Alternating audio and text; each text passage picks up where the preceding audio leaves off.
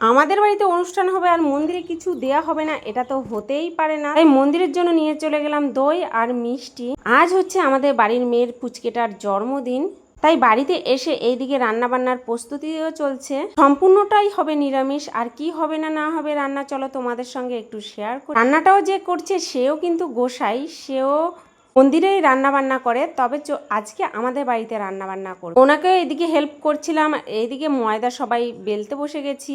না, ভুল হয়ে গেছে, ময়দাটা মাখতে বসে গেছি সবাই মিলে।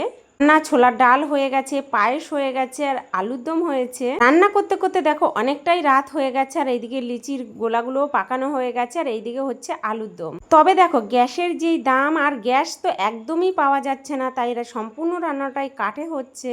আজ আমাদের বাড়ি গ্রাম বলে আমরা এই জন্মদিন ছোটোখাটো অনুষ্ঠান পালন করতে পারি, আমাদের একটুও অসুবিধা হয় না। বাড়ির চারপাশ থেকে যদি কাঠ কুড়াই তাহলে আমাদের অনেক কাঠই হয়ে যায়। শহরের মানুষের কিন্তু এটা অনেকটাই অসুবিধা হয়। চলো এইবার চলে গেলাম পুচকেটার কেক কাটার জন্য। কেক কাটা তো কমপ্লিট হয়ে গেছে, এরপরে চলে আসলো ওর জন্য ওর পায়েস।